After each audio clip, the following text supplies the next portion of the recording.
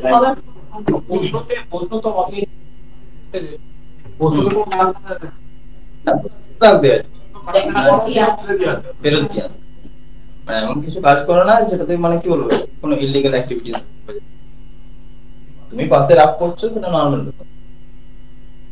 বুঝতে পেরেছো কি বললাম? একটা অঙ্কের পাশে এবার কি হয়, রাতের জন্য শেষের পৃষ্ঠাগুলো দেয়, তো ওখানে না করে তুমি অঙ্কের মানে কোশ্চেনটা পাশেই করতে পারো, ওটা নিয়ে কোনো সমস্যা নেই। আমি ছাত্র নিয়ে অসুবিধা প্রশ্নের মধ্যে হ্যাঁ করবে, এটার বেশি চাপ তোলো না, এমনিতেই হয়ে যাবে, বরঞ্চ চাপ তুলতে যাওয়া মানে বেশি সময় নষ্ট হবে।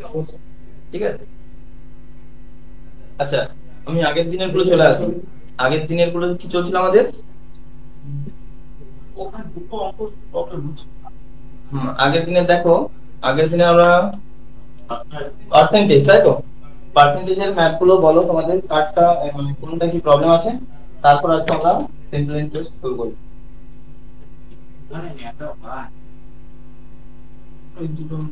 অঙ্কগুলো মনে আছে তো?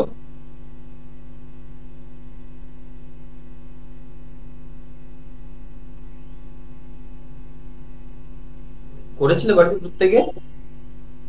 সময় হচ্ছে না? এখনো সময় হচ্ছে না?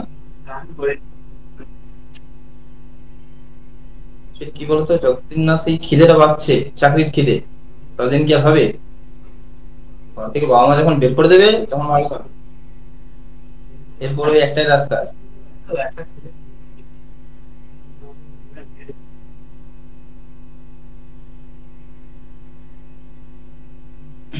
এনার্জি বাড়াও, পড়াশোনার এনার্জি বাড়াও।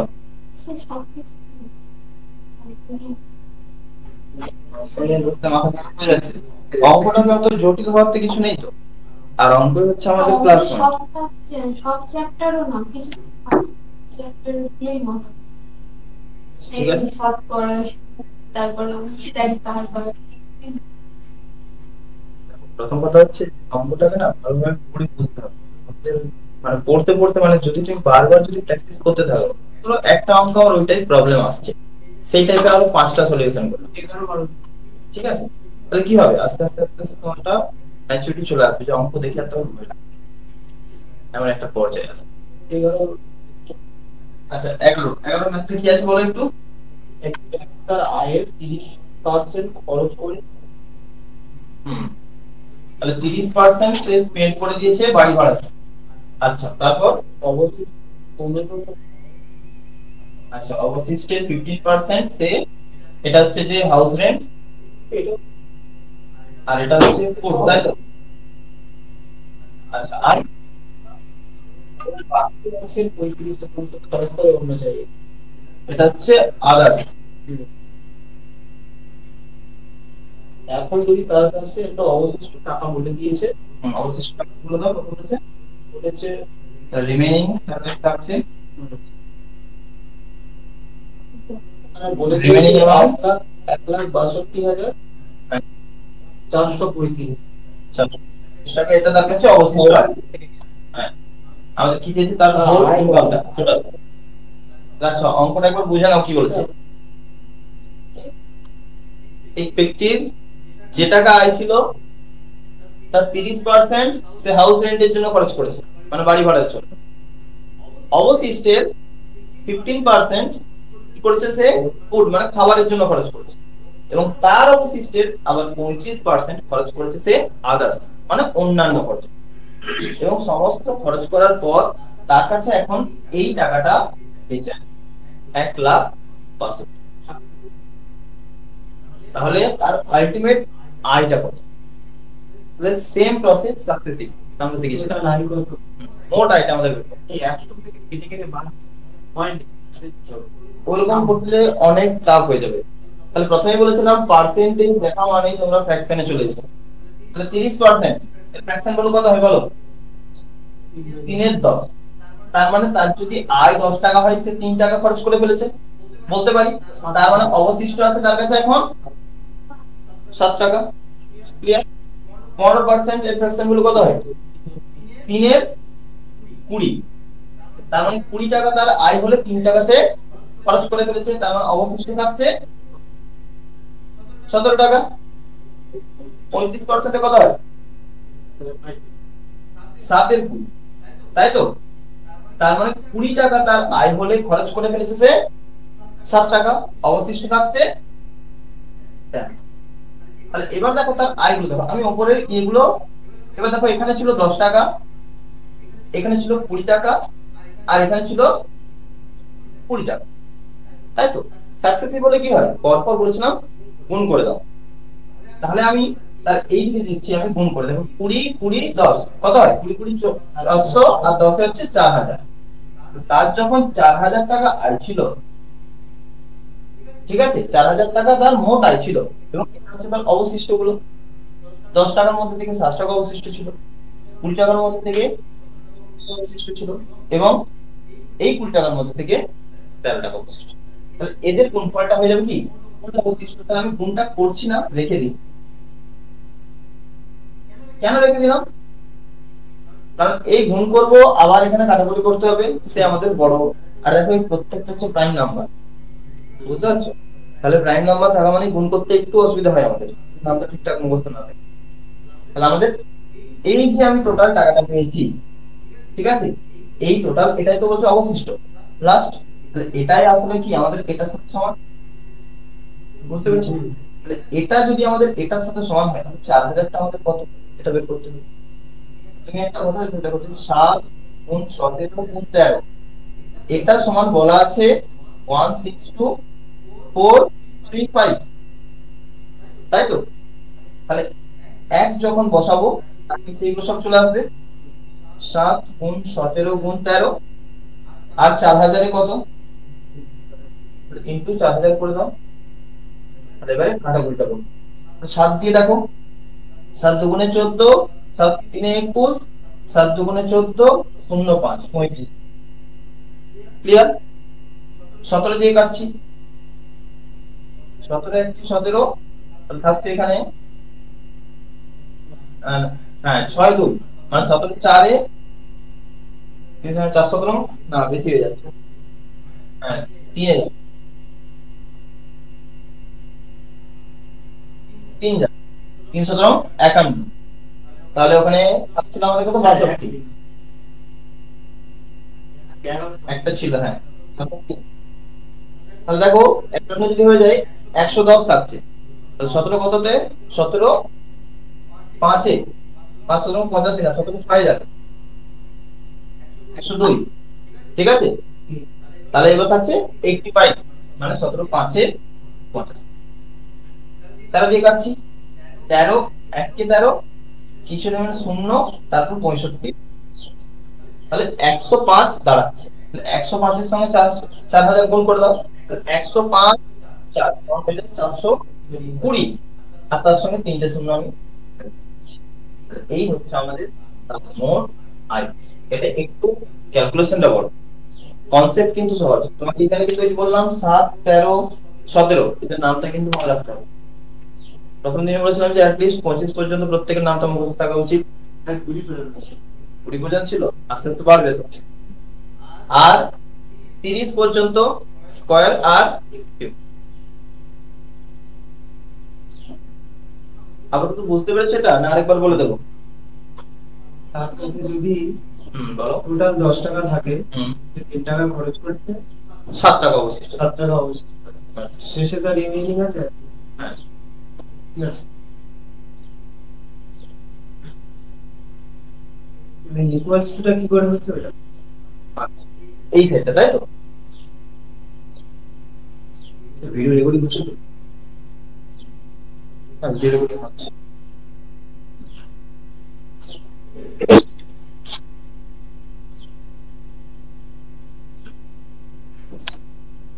কি আছে? আচ্ছা, যারা অনলাইনে আছো তারা রেসপন্স করো, শুনতে পাচ্ছ প্রত্যেকে?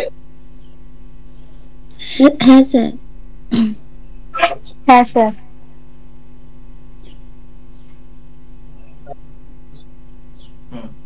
আর তোমাদের কোনো অঙ্ক প্রবলেম আছে আগের দিনের গুলোর মধ্যে?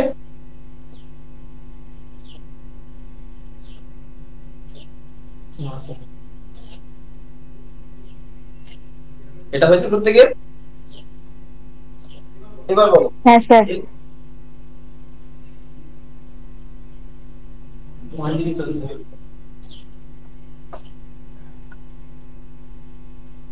এ বলছে রবির কাছে প্রথমে একটা নির্দিষ্ট সংখ্যক চকলেট ছিল। যখন ভানু রবির কাছে যে চকলেট ছিল তার 80% ছিল। আচ্ছা, মানে রবির কাছ থেকে 80% চকলেট, রবি তার 10% চকলেট তার বোনকে দেয়। ভানু তার কাকার কাছ থেকে 35% চকলেট পেয়েছিল।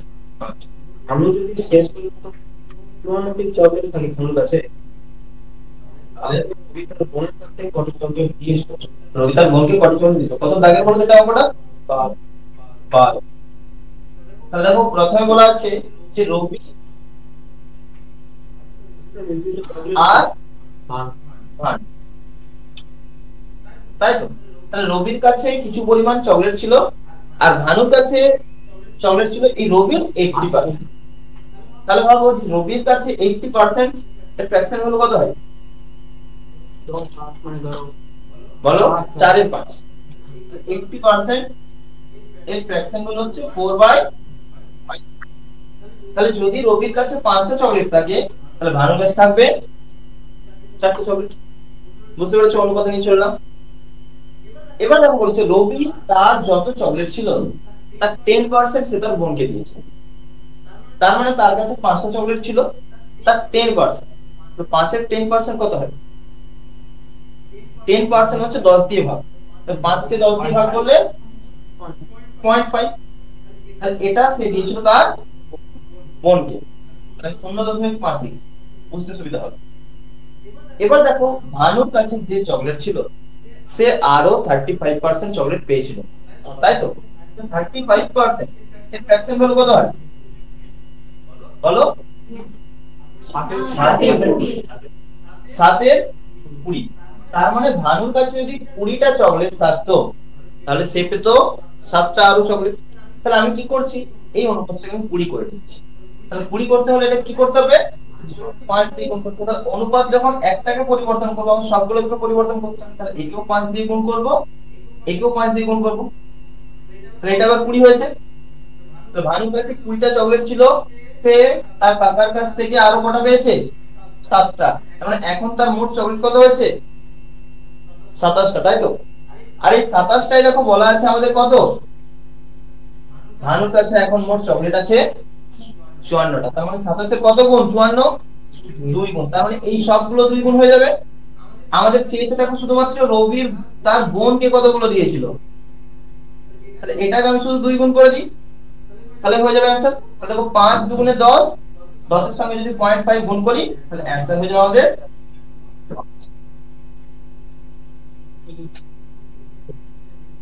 প্র্যাকটিস করা হয়। মাথায় আসে, তাই তো? ভেবে নিতে হবে কিভাবে আমি রেশিওটাকে, দেখো আমি কি বলছি, অঙ্কে যদি কেউ একবার রেশিও বা এই পার্সেন্টেজ, ঠিক আছে, এই ফ্র্যাকশনে যদি একবার যদি মানে আয়ত্ত আনতে পারো অঙ্ক কিন্তু সব হয়ে যাবে। কোনো সূত্র আমাদের কিছু লাগবে না, শুধু তুলনা করতে শেখো, রেশিও আনতে শেখো, যে এর সাথে আমি এ কে কিভাবে আমি লিংক করব, তাহলে কিন্তু সবগুলোই হয়ে যাবে। না হলে ওই পুরনো সূত্র অনুযায়ী যদি করতে যাও অনেক সময় যাবে। তাহলে অঙ্ক হবে, চাকরি হবে, অঙ্ক হয়ে যাবে, কোনো চিন্তা নেই। এটা বুঝেছো প্রত্যেকে? সহজ অঙ্ক ছিল যে রবি আর ভানু, রবির কাছে 5টা চকলেট থাকলে ভানুর কাছে 4টে চকলেট থাকবে। কেন না 80% বলা আছে। 80% এর ফ্র্যাকশন হলো আগের দিনই বলেছিলাম 4/5। তার মানে রবির কাছে 5টা থাকলে ভানুর কাছে 4। তাহলে এবার দেখলাম যে রবি তার 10% তার বোনকে দিয়েছে। তাহলে 5 এর 10%, 10% মানে 10 দিয়ে ভাগ। তাহলে 5 কে যদি 10 দিয়ে ভাগ করি 0.5, তাহলে সে তার 0.5 তার বোনকে দিয়েছে। এবার চলে এসে বলেছে ভানু 35% সে তার কাকার কাছ থেকে পেয়েছে। তো 35% এর ফ্র্যাকশন গুলো হচ্ছে 20 আর 7। তার মানে ধরো যদি তার কাছে 20টা চকলেট থাকতো সে 7টা পেত। তাহলে আমি কি করলাম, এই রেশিওটাকে আমি 20 আনার চেষ্টা করি। তাহলে 5 দিয়ে গুণ করলে 20 চলে আসবে। তাহলে প্রতিটাকে আমি 5 দিয়ে গুণ করে আমি ব্যালেন্স করি। তাহলে দেখো এটা আবার 20 এসেছে। তাহলে 20টা চকলেট ছিল, সে তার কাকার কাছ থেকে 7টা চকলেট পেয়েছে। তাহলে তার কাছে এখন চকলেট হয়েছে 27। তাহলে এই 27 অনুপাতটাই আমাদের অঙ্কে বলা আছে 54টার সাথে সমান। তো 27 এর কত গুণ 54? 2 গুণ। তাহলে প্রত্যেকটা রেশিও দ্বিগুণ হবে। তাহলে তার বোনকে কতগুলো দিয়েছিল এটাই অ্যানসার চেয়েছে, তাহলে এখানে আমি 2 গুণ করে দিলাম। দেখো 5 দুগুণে 10 আর 0.5 এর সঙ্গে গুণ করে 5 অ্যান্সার আসছে।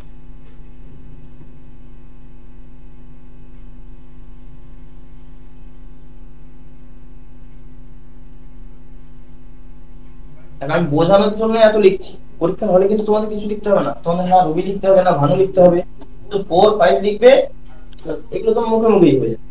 এগুলো তোমাদের জন্য আমি বোঝানোর জন্য 80% কে 4/5 লিখেছি, 35% কে 20/7 লিখেছি, 7/20 লিখেছি। এগুলো কিন্তু পেন একদম ইউজ করবে না এইসব লিখে, কিন্তু এইটুকু।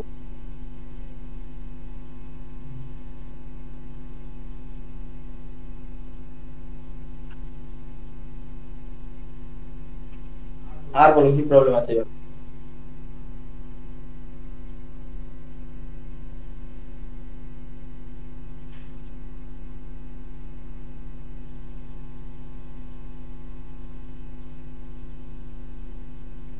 আর আছে প্রবলেম কোনো?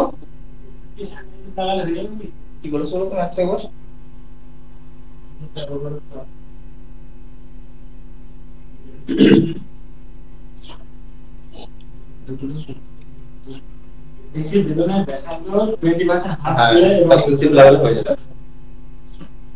কিন্তু ওই বেলনের আমাকে আয়তনের ফর্মুলা মনে রাখতে হবে। কি বেলন মানে জানো তো? বলো তো। বৃত্ত বেলন মানে ওই যে এটা দিয়ে বাইরে এটা। হ্যাঁ ঠিকই বলেছো, এটা কি বলে আমরা লম্ব বৃত্তাকার চোঙ বলা হয়, ঠিক আছে? লম্ব বৃত্তাকার এইরকম একটা shape, ঠিক আছে? এটা হচ্ছে বেলন। তাহলে এর ক্ষেত্রফলের সূত্র হয়ে যায়, এই আয়তনের সূত্র চেয়েছে তাই তো? আয়তন বলেছে না ওখানে? আয়তনে কি পরিবর্তন? আয়তন, তাহলে এর আয়তনের সূত্র হচ্ছে, এটা হচ্ছে ব্যাসার্ধ, এটা আমরা আর ভাবি, এটা হচ্ছে তার দৈর্ঘ্য এর, এটা তাহলে এর পুরো আয়তনের সূত্র হচ্ছে পাই আর স্কয়ার এল। মানে কেমন ভাবে পরিবর্তন হয় দেখো, আর এর স্কয়ার মানে আর ইনটু আর আর এল, তার মানে ব্যাসার্ধ তার কত পরিবর্তন হয়েছে? 20% হ্রাস পেয়েছে তাই তো, মাইনাস লাগালাম। এটা 40% বৃদ্ধি। তাহলে দেখো 20% হ্রাস মানে একে দুবার করতে হবে, কারণ আর স্কয়ার আছে, বুঝতে পেরেছো? তাহলে 20% এর ফ্র্যাকশন ভ্যালু কত হয়? 1 এর 5, 5 ছিল 4 হয়েছে, আরেকবার করব, আর স্কয়ার আছে তো, দুটো আর এর জন্য দুবার, হ্যাঁ কমলো, 5 ছিল 4 হলো, 5 ছিল 4 হলো। এবার 40% বেড়েছে, 40% মানে 5 ছিল 2 বেড়ে গেছে, তাহলে 5 ছিল 2 বেড়েছে মানে 7 হয়েছে, বুঝতে পেরেছো? তাহলে 5 5 5 মানে 125, আর এটা কত হবে? 4 7 28, 28 সালে 25 সালে 100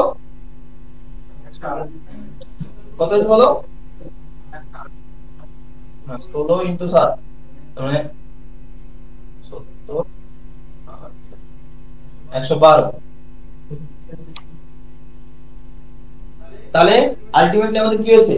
হ্রাস পেয়েছে। তাহলে আগে ছিল 125, তাহলে কার তুলনায় 125 এর তুলনায় হ্রাস পাচ্ছে, কত পেয়েছে? 13%। তাহলে 100 দিয়ে মাল্টিপ্লাই করে দাও, পার্সেন্টেজ সাইন লাগাও, হয়ে গেল।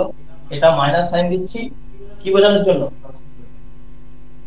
তাহলে 5 ওটা 4, 5 ওটা 4, তাহলে কাটাকুটি করলে আমাদের কিন্তু হয়ে যাবে। বলো হ্যাঁ, 2 দিয়ে গুণ করলো, 5 দিয়ে কাটাকুটির সময় উপরে আমি 2 দিয়ে গুণ করে দিলেও করতে পারি। তাহলে 4 তেরং 52, 52 ডবল হচ্ছে 104, তার মানে 10.4% आंसर 10.4 মাইনাস দিয়েছি মানে বুঝে নিতে হবে কি হয়েছে, আগে 125 ছিল এখন হয়েছে 112। এটা কত নম্বরে ছিল? এটা 15।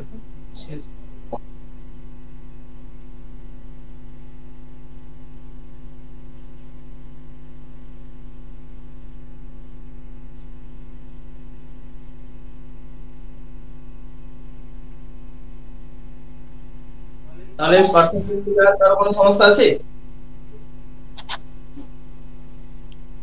স্যার 14 নম্বর অঙ্কটা একটু করে দিন না। 14 নম্বর অঙ্কটা করে দেওয়া ঠিক আছে।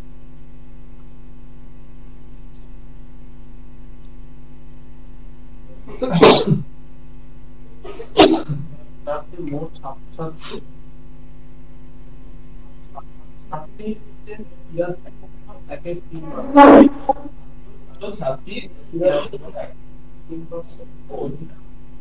ছাত্রছাত্রী 83.1% বালিকা, সেই বালিকা ছাত্র মানে বালিকা দুবার হয়ে গেছে। ও মানে ছাত্রছাত্রী মানে টোটাল স্টুডেন্টের এত পার্সেন্ট গার্লস, ঠিক আছে। বালিকা এবং বাকিগুলো সব বালক। তাতে সব 60% বালক এবং 80% বালিকা পরীক্ষা হয়। কত 60% বালক আর কত পার্সেন্ট করেছে? হ্যাঁ 60 80% গার্লস পাস করেছে, তাই তো? আচ্ছা দেখো ম্যাথটা দেখো, বলছে একটা স্কুলের মোট যে ছাত্রছাত্রী আছে তার এত পার্সেন্টেজ বলা আছে গার্লস, ঠিক আছে। তাহলে এর ফ্র্যাকশন ভ্যালু কত হয়? আমরা আগের দিন বলেছিলাম 5 এর 6। যদি মুখস্থ না থাকে কিভাবে বের করবে?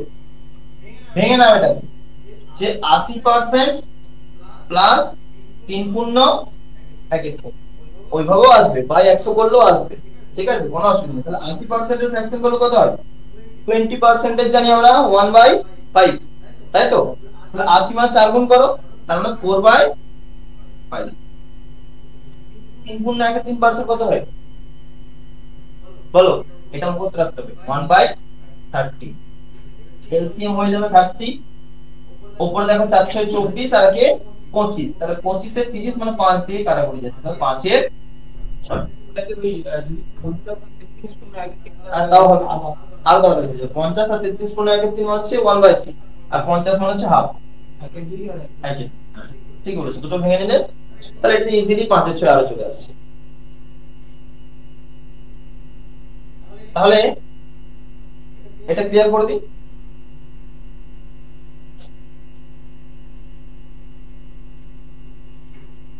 তাহলে যদি আমাদের 6 জন যদি টোটাল থাকতো কোন একটা স্কুলে, তার মধ্যে 5 জন থাকতো গার্লস আর 1 জন থাকতো বয়েজ। কেন? দেখো 6 অনুপাতের মধ্যে 5 অনুপাত বলে দিয়েছে বালিকা, তাই তো? তাহলে টোটাল যদি 6 অনুপাত থাকতো তার মধ্যে 5 অনুপাত গার্লস হতো, 1 অনুপাত হতো বয়েজ। এবার আমি ক্যালকুলেশনের সুবিধার্থে, কারণ দেখো 40 আর 80 আছে তো, এখন আমি 100 মাল্টিপ্লাই এই জায়গাটা না একটু বোঝা গেল না স্যার, এই জায়গাটা বুঝতে পারছি না। জায়গাটা তো হ্যাঁ ওইটাই। কি বলছে যে একটা টোটাল নাম্বার, একটা স্কুলে যতজন ছাত্রছাত্রী ছিল তার এই 83.13% বলেছে বালিকা। তাহলে এই 83.13 এর আমি যদি ফ্র্যাকশন ভ্যালু নিই তাহলে 5 এর 6 আসছে, এটা বুঝতে পেরেছো?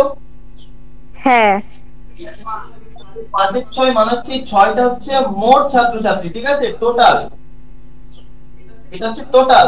আর এই 5টা হচ্ছে যেটা চেয়েছিল মানে গার্লস মানে বালিকা। তাহলে মোট 6 জনের মধ্যে 5 জন বালিকা, তাহলে কতজন বালক হবে? 1 জন। বুঝতে পেরেছো এবার? হ্যাঁ স্যার। আচ্ছা এবার আমি বললাম যে আমার ক্যালকুলেশনের সুবিধার্থে, যেহেতু দেখো এখানেও 60 আছে এখানেও 80 আছে, পার্সেন্টেজ দেওয়া আছে, তার জন্য আমি 100 তে নিয়ে চলে আসছি। এটা তো অনুপাত, তাহলে আমি বোথ সাইডে 100 আনতেই পারি, 100 দিয়ে গুণ করতে পারি। তাহলে ধরে নিলাম 500 জন বালিকা ছিল, 100 জন এখানে হ্যাঁ 500 জন বালিকা আর 100 জন বালক ছিল। এবার দেখো কি বলেছে যে 60% আমাদের পাস করেছে কি বালক, তার মানে 40% ফেল করেছে। তাহলে 100 এর মধ্যে 40% মানে 40 জন ফেল করেছে, ঠিক আছে, ব্র্যাকেটে এফ লিখে রাখছি। ফেল করেছে তো? এবারে মেয়েদের চলে এসো, মেয়েদের ফেল করেছে, পাস করেছে 80%, তাহলে ফেল করেছে 20%। তাহলে 100 এ 20 জন, 500 তে কতজন হবে? 100 জন। তাহলে আমাদের কি চেয়েছে টোটাল নাম্বারটা বলো প্রশ্ন একবার। ফেল করে কত পার্সেন্ট ফেল করে, কত পার্সেন্ট ফেল করে, তাই তো? তাহলে দেখো তাহলে আমাদের মোট ফেল করেছে কত? 100 জন আর 40 জন, তাহলে 140 জন টোটাল ফেল করেছে। ক্লিয়ার? আর আমাদের মোট ছাত্রছাত্রী কত ছিল? 500 আর 100, মোট 600, তাহলে মোট টোটাল দিয়ে ভাগ করে দাও, তাহলে পার্সেন্টেজ চলে আসবে, তাই তো? ক্যালকুলেশনের জন্য আমি কি করলাম, 100 দিয়ে মাল্টিপ্লাই করলাম, পার্সেন্টেজ সাইন লাগালাম। স্যার এটা দাও, বলো। ওইখানে 100 জন ফেল হলো কেন?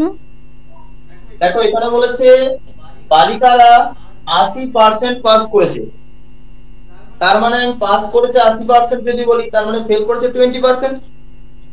হ্যাঁ 20%, তাহলে 100 তে 20 জন। তাহলে দেখো বালিকা মোট ধরে নিয়েছিলাম 500 জন, তাহলে 100 থেকে 20 জন হয়, 500 তে 100 জন হচ্ছে, বুঝতে পেরেছি। তাহলে এটা মোট হয়ে গেল 140 জনকে। তাহলে 140/6 কাটাকুটি করলে আমাদের চলে আসছে, উপরে থাকছে দেখো 70, নিচে থাকছে 3, ঠিক আছে? তাহলে 70 আর 3 হচ্ছে 23.13%। ক্লিয়ার? এটা আমাদের 23 হোল 1/3 করে।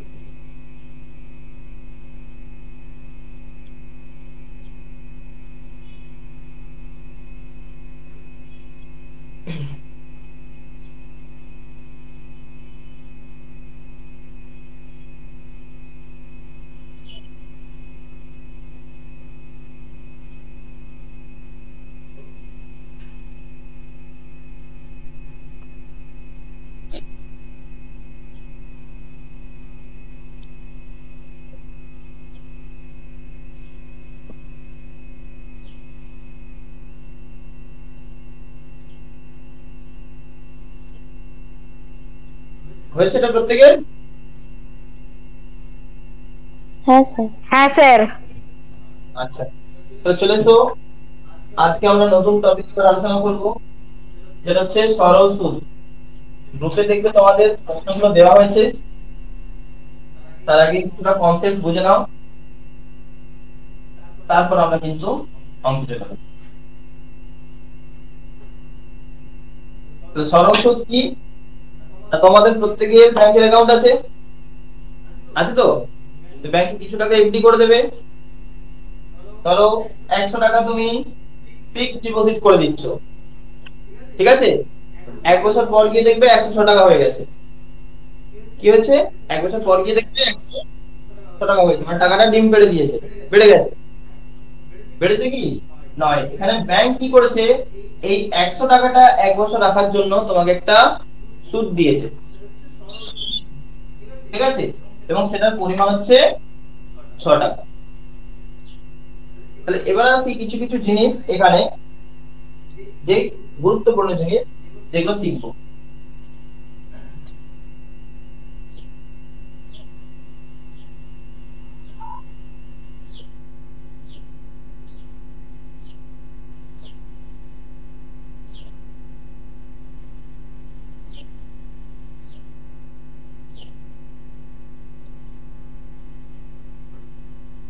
তাহলে এখানে কিছু কিছু জিনিস আমাদের মাথায় রাখতে হবে, যে আসল কি, আসল বা এটাকে অনেক সময় আমরা বলে থাকি মূলধন,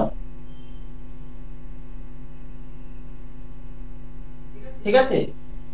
যেটাকে আমরা পি দ্বারা প্রকাশ করে থাকি।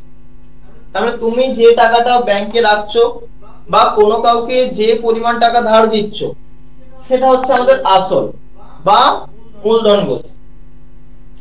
এবার মনে করো তুমি মূলধন দেওয়ার সময় তাকে দুটো কথা বলে দেবে, যে আমার 2 বছরের মধ্যে ফেরত লাগবে, বা ব্যাংকে গিয়েও বললে যে আমি 2 বছরের জন্য ফিক্সড ডিপোজিট করব, তাই তো? তাহলে মূলধন দেওয়ার সময় আমরা একটা কিসের উল্লেখ করি, সময়ের উল্লেখ করি, তাই তো? সময় কত বছর, এটাকে আমরা টি দ্বারা প্রকাশ করছি। এবার তোমায় ব্যাংক বলবে ঠিক আছে এটা রেখে যাও, আমি প্রতি 100 টাকা পিছু তোমাকে 6 টাকা দরে সুদ দেব, ঠিক আছে? এটাকে বলছি আমরা সুদের হার, মানে প্রতি 100 টাকা দরে যেটা হয় সেটাকে বলি আমরা সুদের হার।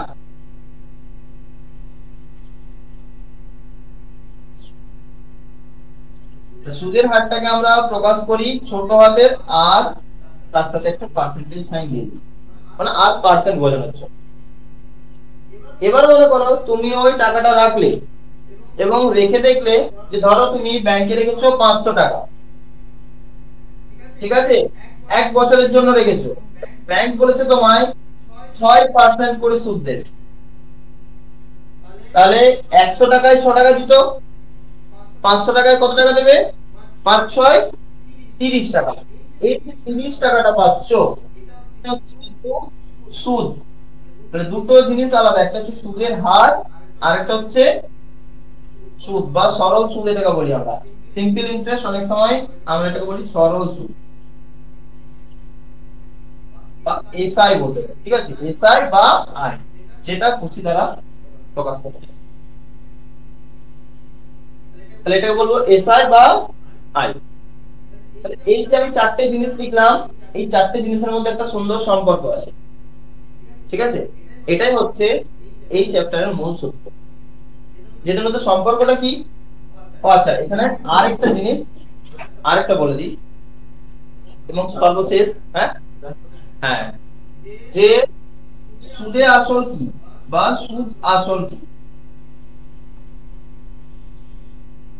ঠিক আছে, যেটা বললাম যে ধরো তুমি 500 টাকা ধার দিয়েছো, 1 বছর পর 6% হারে তোমার 30 টাকা সুদ হয়েছে। এবারে যখন তুমি ফেরত নেবে টাকাটা, তখন কি নেবে? শুধু 30 টাকা নেবে না শুধু 500 টাকাটা নেবে?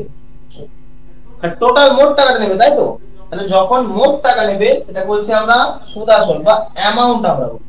এ এটাকে বলি, আসলকে বলি প্রিন্সিপাল, সময় তো টাইম, আর আর হচ্ছে রেট অফ ইন্টারেস্ট, আর আই হচ্ছে সিম্পল, এসআই হচ্ছে সিম্পল ইন্টারেস্ট, আর এ হচ্ছে অ্যামাউন্ট। তাহলে এই অ্যামাউন্ট মানে আর কিছুই না, এই আসল আর এই সরল সুদ, এই দুটোকে যোগ করে দাও, অ্যামাউন্ট পেয়ে যাবে। তাহলে অ্যামাউন্টের জায়গায় আমি লিখতেই পারি যে পি প্লাস আর। তাহলে অ্যামাউন্ট সমান হচ্ছে পি প্লাস আর।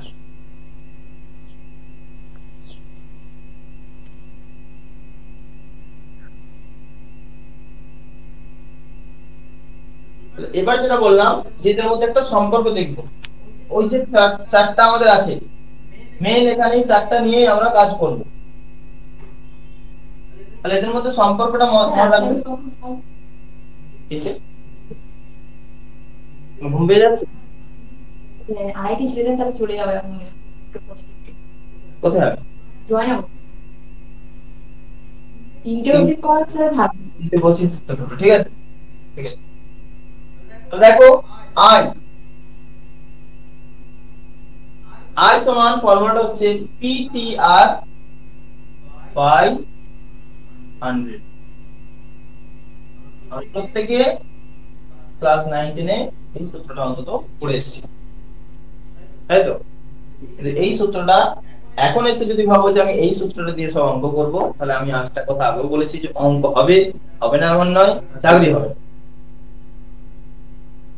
ঠিক আছে, এই সূত্রটা শুধুমাত্র তোমাদের বোঝানোর জন্য যে I equal to PTR by 100। এই সূত্রটা কোনো মতে অ্যাপ্লাই করতে হবে। ঠিক আছে, বসে বসে ক্যালকুলেশন হবে শুধুমাত্র।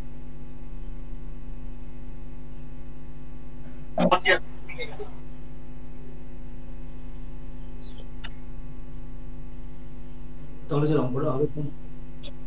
এটার সূত্র দেখো, ঠিক আছে, কিন্তু আমরা রেশিও নিই অঙ্কগুলো। যেমন বলছিলাম আগেরগুলো দেখছিলে সব রেশিও নিয়ে করছি, এখানেও ম্যাক্সিমাম অঙ্ক করবো আমরা রেশিও। তাহলে একটা জিনিস এখান থেকে আমি বলতে পারি যে দেখো আসলটা তো কি একটা কনস্ট্যান্ট। ধর আমি আসল একটা পরিমাণে দিচ্ছি, তাহলে কি হয়ে যায়? আই সবসময় ভ্যারিজ হয়ে যায় টি এর সাথে, যখন এই আর হয়ে যায় কনস্ট্যান্ট। মানে বললাম যে কোন একটা ব্যাংকে যদি তুমি 500 টাকা রেখে দাও, ঠিক আছে, তুমি সেটা ধরো 6% হারে রেখেছো, 500 টাকা রেখেছো 6% হারে, তাহলে 1 বছরের জন্য পাবে 30 টাকা, 2 বছরের জন্য পাবে 60 টাকা, 3 বছরের জন্য পাবে 90 টাকা। তাহলে দেখো কি একটা সরল হারে বেড়ে বেড়ে যাচ্ছে।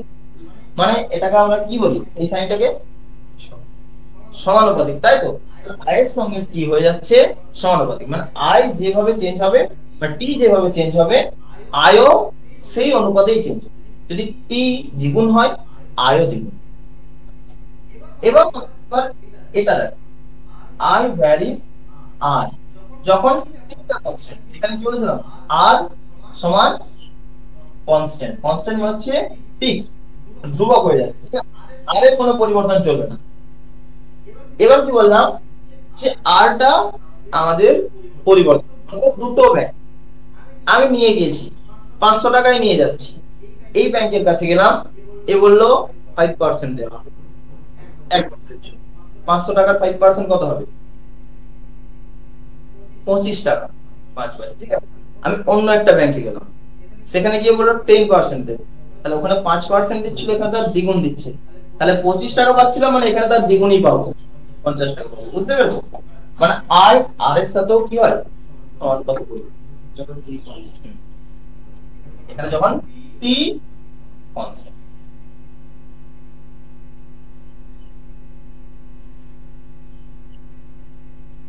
ক্লিয়ার? এবার একটা জিনিস দেখো, এটা হয়েছে প্রত্যেকের,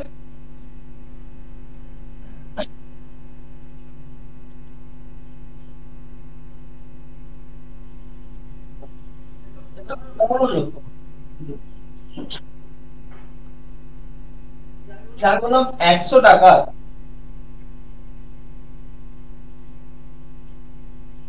5% হারে 4 বছরের সুদ কত হয় বলো? এখানে সুদ বলতে সরল সুদ 120 কত হবে? 120 টাকা হয়ে যাবে অ্যামাউন্ট, মানে মোট সুদ হয়ে যাবে 20 টাকা, সুদ আসলে হয়ে যাবে 120। তাহলে দেখো 100 টাকার আমি 5% হারে 4 বছরের সুদ বলতে পারি 20 টাকা, তাহলে আমি এটাকে এইভাবেও বলতে পারি যে 100 টাকা, ঠিক আছে, 20% হারে 1 বছর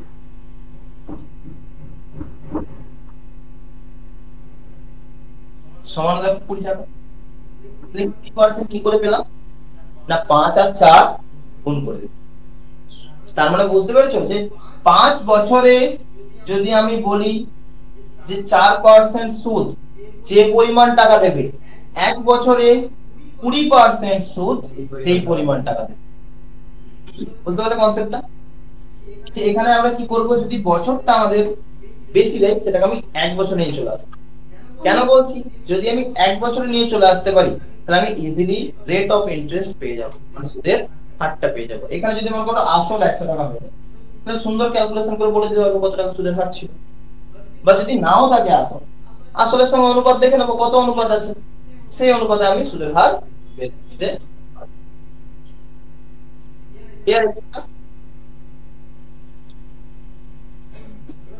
আরেকটা জিনিস বলে রাখি যে যদি আসল আর সুদ, আচ্ছা এটা অঙ্ক আসুক তখনই বলবো, ঠিক আছে, এখন বলবো না, গুলিয়ে যাবে। এবার কিছু অঙ্কে চলে যাবে, একদম বেসিক অঙ্ক। এবার অঙ্কগুলো দেখো আমরা কিভাবে করছি। আমি প্রথমে বললাম যে i = ptr/100, এই ফর্মুলা আমি লাগাবো। 4% বা 5%, যে পার্সেন্টেজই বলো, কোন একটা পার্সেন্টেজ, এই কথাটা হচ্ছে 100 টাকার 1 বছরের সুদ 10 টাকা, মানে যে পার্সেন্টেজ তোমায় বললাম যে 23%, এই কথাটার অর্থ মানে হচ্ছে 100 টাকার 1 বছরের সুদ 23 টাকা। ক্লিয়ার? আর অ্যামাউন্ট বললে কি হবে, 23টা তখন 100 এর সঙ্গে যোগ হয়ে, তাহলে 100 টাকার 1 বছরের সুদ যদি 23 টাকা হয়, আমি অ্যামাউন্ট পাবো 123 টাকা। এবার ফার্স্ট ম্যাথটা দেখো কি বলো, নাম্বার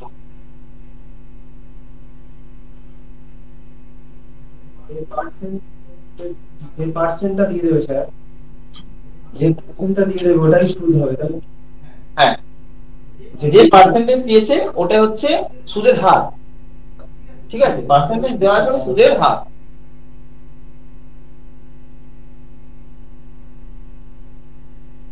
দেখো এখানে কিন্তু সবগুলো তোমাদের সালেরই আমি তুলে আনি, ঠিক আছে, অন্যবার লিখি না, কিন্তু এবার কিন্তু লিখে দিয়েছি। আর শেষের যে দুটো আছে ওই দুটো লিখে নিয়ে হচ্ছে সিরিয়াল মেনশন।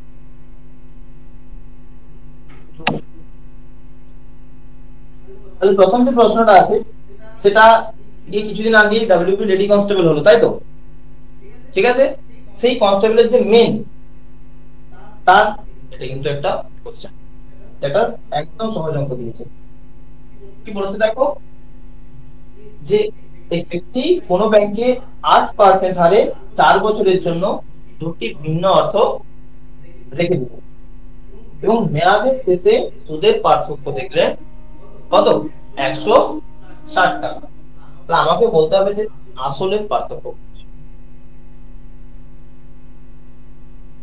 তুমি একটা কথা হবে যে 4 বছরের জন্য কত পার্সেন্ট ছিল সুদটা, 8%। তাহলে 1 বছরের জন্য আমি বলতেই পারি 32%। ক্লিয়ার? এটা তো একটু আগে পেলাম। তাহলে 1 বছরের জন্য 100 টাকার যদি পার্থক্য হতো, সুদের পার্থক্য হতো 32 টাকা। সে যদি 100 টাকা মনে করো 100 টাকা বেশি রাখতো, তাহলে 100 টাকা বেশি রাখলে সুদের পার্থক্য হতো কত টাকা, 32 টাকা। বুঝতে পেরেছো? এই সুদের পার্থক্যটাই কত হয়েছে, দেখো বলা আছে 160। তাহলে 32 এর কত গুণ 160 হয়, 5 গুণ। তার মানে 500 টাকা হলে পার্থক্য হতো 32 টাকা, এই সরি 100 টাকা হলে পার্থক্য হতো 32 টাকা। এটাকেও 5 গুণ করে দাও, টোটাল আমাদের অ্যানসার হয়ে যাচ্ছে। না আমরা i = ptr ইউজ করলাম না কিছু ইউজ করলাম, শুধু আমরা সিম্পল একটা রেশিও নিয়ে কিন্তু অঙ্কটা করি। বুঝতে পারলে? পিটিআর ধরে করে হবে, আমি কি বললাম, পিটিআর ধরেও হবে, যে পরিমাণ টাইম লাগবে, আমাদের সময় নেই। আমি কি বললাম 40 মিনিট থেকে 1 মিনিট তুমি টাইম পাবে, তুমি পিটিআর লিখতে লিখতে। আচ্ছা, ওই সূত্রে পেলে যদি করতে যাও, দেখো এটা কিন্তু অনেকটা বড় হয়ে যাবে। এই কনসেপ্টের আগে আচ্ছা দেখো, আমি বারবার বলছি যে লং প্রসেস বুঝতে যেও না এখন, আজ সেই সময়টা নেই। বুঝতে পেরেছো? এক একটা ক্লাসে আমাকে একটা চ্যাপ্টার আমাকে শেষ করতে হবে। লং কনসেপ্ট হলে অঙ্কটা বড় হবে, টাইম লাগবে, প্রয়োজন নেই। এটাই দেখো, আমি বললাম 4 বছরে 8% হারে রেখেছে, তাহলে একটু আগেই বললাম তাহলে 1 বছরে গুণ হয়ে যাবে 32%। এটা ক্লিয়ার? একটু আগে বুঝিয়েছিলাম। তাহলে এবার ভাবো 4 বছর 8% হলে 1 বছরে 20 হয়ে যাচ্ছে। এটা তো বললাম, তুমি এখন একটা কথা ভেবে দেখো যে 100 টাকা তুমি ধরো তোমার কোনো বন্ধুকে দিলে 4 বছরের জন্য 5% হয়, ঠিক আছে, তুমি কত টাকা পাবে 4 বছর পর? 20 টাকা পাবে তো। আমি কি করলাম, ওই 100 টাকায় আমি 1 বছরের জন্য দিলাম 20% হার, কত টাকা হবে, 20 টাকা। তাহলে আমি এখান থেকে বলতে পারি যে 100 টাকা 4 বছরের যে সুদ ছিল 5% হারে, সেটা 100 টাকার 1 বছরে 20% হারে সুদের সমান। মানে কি হচ্ছে, এটা গিয়ে ওটার সাথে মাল্টিপ্লাই হয়ে যাচ্ছে 1 বছর পরে। তো এখানে দেখো 4 বছরে 8% বলেছিল, তাহলে 4 বছরের 8% সুদ যা হবে, 1 বছরে 32% এর সুদ তাই হবে। ক্লিয়ার?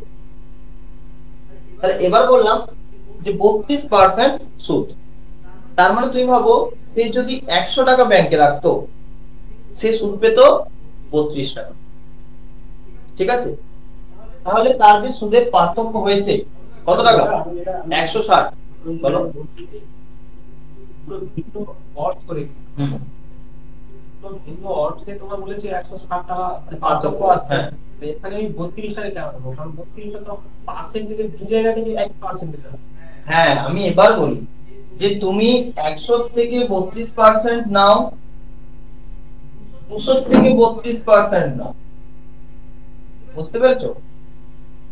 যে ডিফারেন্স আসবে, এই যে পার্সেন্টেজের যে ডিফারেন্স আসবে, 32% হ্যাঁ, সেটা এদের ডিফারেন্স থেকে 32% নিয়ে নাও, সেম আসবে। বুঝতে পেরেছো কি বললাম? দুটো ভিন্ন অ্যামাউন্ট রেখেছি, এটা 100 টাকা রেখেছি, এটা 200 টাকা রেখেছি, 32 টাকা হারে। তুমি এদের দুটো ক্যালকুলেশন করে বের করো, যে টাকা আসবে তুমি এই দুটোকে একবার আগে বিয়োগ করে দাও, তারপর 32% করো, একই রেজাল্ট আসবে, সেম, কোনো ডিফারেন্স নেই। তাহলে সে বললাম যে 32% মানে 32 টাকা সে বেশি পেয়েছিল, মানে 32 টাকার পার্থক্য হয়েছিল কত টাকার জন্য, 100 টাকার জন্য।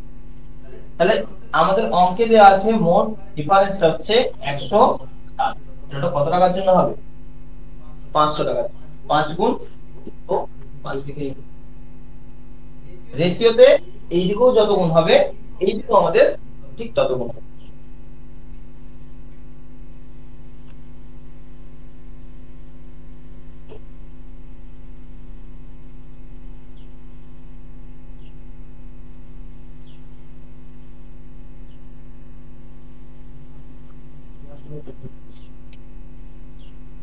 এর পরের অঙ্কটা কিন্তু একটা খুব ভালো অঙ্ক। এইরকম অঙ্ক ওয়েস্ট বেঙ্গলের একদম পুরো ফেভারিট প্রশ্ন।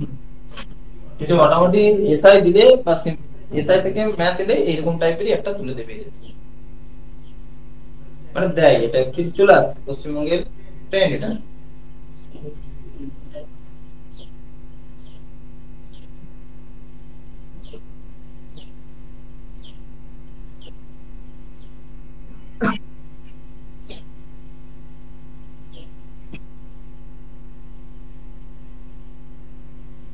এটা হয়েছে প্রত্যেকের। 2 এর অঙ্কটা পড়ো। বলেছে কোন টাকা 20 বছরে সুদে আসলে 3 গুণ হয়ে গেছে, তাই তো? তাহলে আমাকে বলতে হবে সুদের হার কত ছিল। দেখো অঙ্কটা যেটা বলা আছে যে কোন টাকা 20 বছরে 3 গুণ হয়ে গেছে। ধরো আমি প্রিন্সিপাল ভাবছি, কল্পনা করছি 100 টাকা আমার ছিল। কত টাকা? 100 টাকা। 20 বছর পর, ঠিক আছে, 20 ইয়ার্স পর সেটা অ্যামাউন্ট হয়েছে, ঠিক আছে। এখানে কিন্তু অ্যামাউন্ট হবে, 3 গুণ হয়ে যাচ্ছে, মানে কত হয়েছে?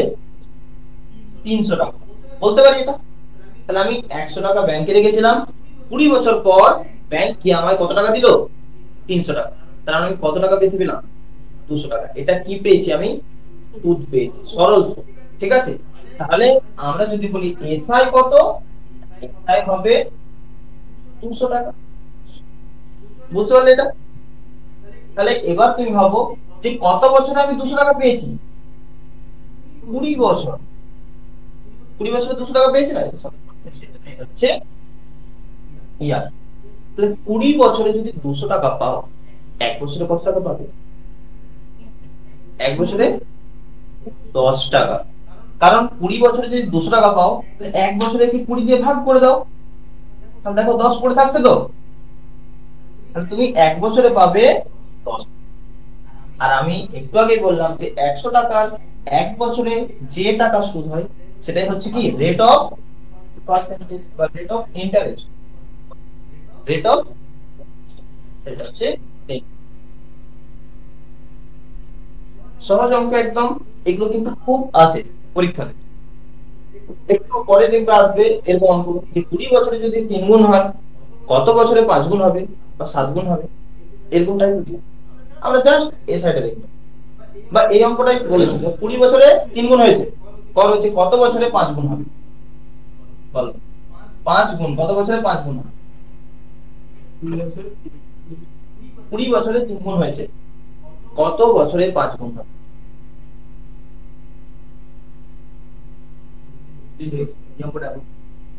আচ্ছা আরেকবার বলে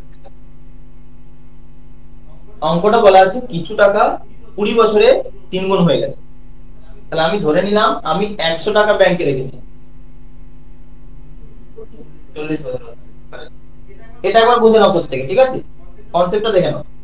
আমি বললাম যে 100 টাকা ধরো আমি ব্যাংকে রেখেছি, 20 বছর পর সেটা কি হচ্ছে? 300 টাকা আমার ব্যাংক ফেরত দিয়েছে। ক্লিয়ার?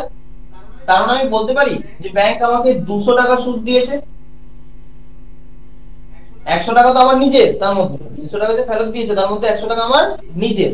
তার মানে বেশি যেটা দিয়েছে 200 টাকা সেটা হচ্ছে। তাহলে দেখো 20 বছর রেখেছিলাম তবে 200 টাকা দিয়েছে। একটু আগেই বললাম যে এর সঙ্গে কি টি সমানুপাতে হয়, বলেছিলাম তো। তাহলে 20 বছরে যদি 200 টাকা হয়, তাহলে এই দুটোকে আমি 20 দিয়ে ভাগ করতে পারি দুদিকে। অনুপাত মানে তো তাই, সমানুপাত মানে দুদিকে আমি 20 দিয়ে ভাগ করলাম। তাহলে এটাকে 20 দিয়ে ভাগ করলে 1 হচ্ছে, এটা 20 দিয়ে ভাগ করলে 10 হচ্ছে। কারণ আমি 1 বছরে বের করব। 1 বছরে 100 টাকা 1 বছরে সুদ হয়ে যাচ্ছে 10 টাকা। আর একটু আগে বললাম যে রেট অফ ইন্টারেস্টের সংজ্ঞাই হচ্ছে এটা, যে 100 টাকায় 1 বছরের সুদ কত। তাহলে 100 টাকায় 1 বছরের সুদ 10 টাকা, মানে 10% আমাদের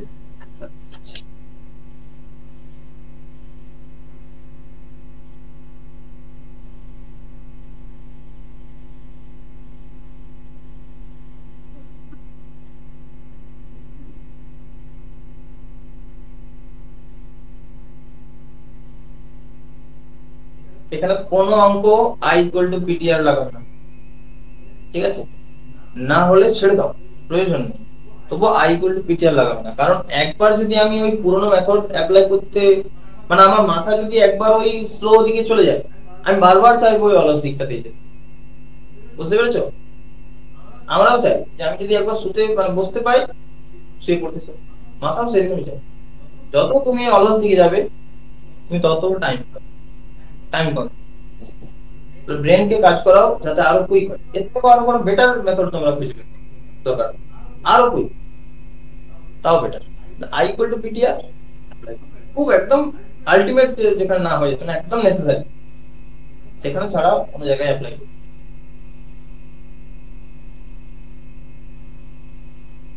এটা আই কে করলেও হবে, যেখানে আমার সবসময় যদি t যদি 1 হয় তাড়াতাড়ি হবে, কিন্তু কি বললাম ওই যে ভাবতে হবে i equal to PTR, p কে বসাও, t কে বসাও। এখানে কম বসাতে হবে, তাই প্রবলেম হবে না কোনো একটা। যখন আমি এটাই তো বলছি যে যখন এই প্রবলেম গুলো আসবে যে 21/70 গুণ হয়ে গেছে, বলো এসএসসি এর প্রশ্ন, এবার কি করব? 2 বছরে 21/70 গুণ হয়ে গেছে বা 70/21 গুণ হয়ে গেছে, এইরকম দিয়ে দেবে ফ্র্যাকশন। তখন কি করবে তুমি? তখন i ইকুয়াল টু পিটিআর, তখন দেখো প্রবলেম গুলো আসবে। কাটাকাটি এটা তো ইজি দিয়েছি, আর ওয়েস্ট বেঙ্গল গভর্নমেন্ট এর থেকে বেশি আর টাপ দেবে না, ঠিক আছে?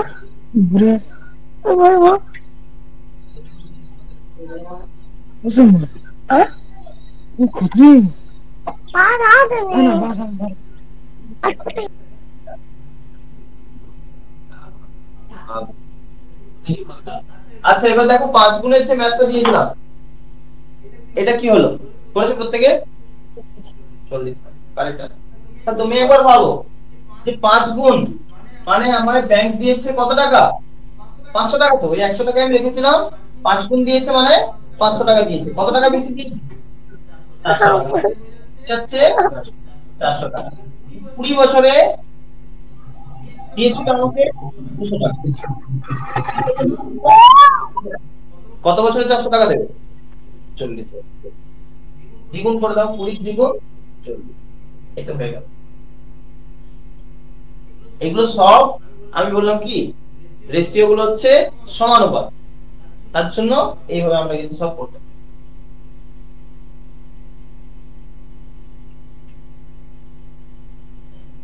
চলে এসে 3-এরটা।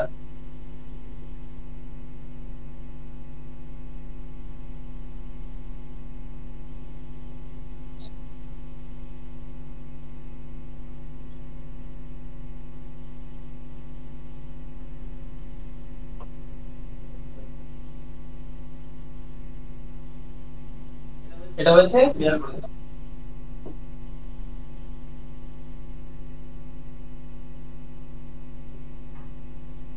দেখো একজন ব্যক্তি 2200 শখ হয়েছিল, লোন করে বাইক কিনেছে। কত পার্সেন্ট ইন্টারেস্ট? 12.5, ঠিক আছে? এবং 4 বছর পর সেই ব্যক্তি কি করেছে? সুদ বাবদ দিয়েছে 1250। তোমায় বলতে হবে যে কত টাকা ধার করেছে। তাহলে একটা জিনিস দেখো যে সে রেট অফ ইন্টারেস্ট কত ছিল? 12.5। 4 বছরে বলো টাকাটা জমা দেওয়ার কথা বলেছি, ইন্টারেস্ট। হ্যাঁ দেখো বলে দিয়েছি সুদ, সুদ হ্যাঁ সুদ হিসেবে বাড়ছে। দেখে নেবে। হ্যাঁ হ্যাঁ হ্যাঁ, তো ওখানে এই যে একটু করে দিয়েছে, এটার জন্য খেয়াল রাখতে হবে, ঠিক আছে? ওটা করলে কোনো অপশন তোমার নেই। হ্যাঁ ওটাই তাই।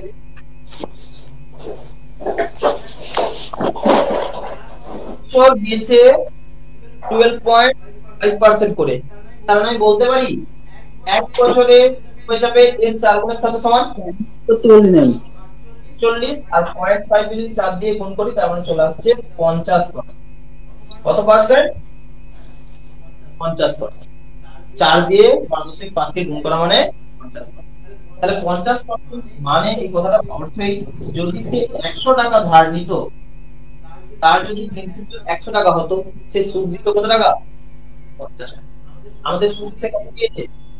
1250 টাকা। এই কত গুণ? 25 গুণ। দেখো 25 গুণ 5 25 এ 100 টাকা।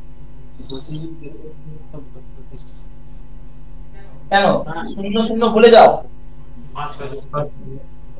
বুঝতে পেরেছো? তাহলে 25 গুণ, তাহলে এটাও কত গুণ হবে? 25 গুণ হবে তো?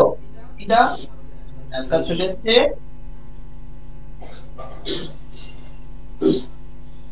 কোন জায়গায় আই ইকুয়াল টু বিটিআর লাগবে না, চিন্তা নেই। এই যে সব অঙ্ক তো বলতে পারো।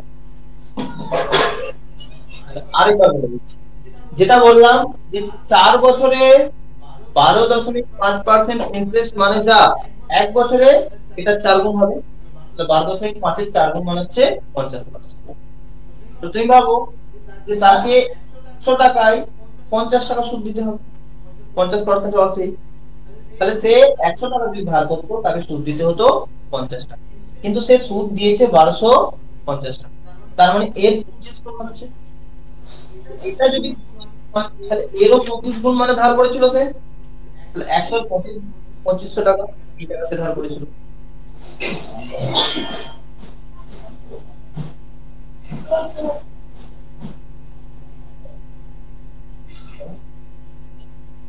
তারপর সেম অঙ্ক আছে, 4 বছরের সুদ ওই 32%, 32% 136 এর কত গুণ হয়ে গেল অঙ্ক শেষ। আচ্ছা 4 মনে করুন,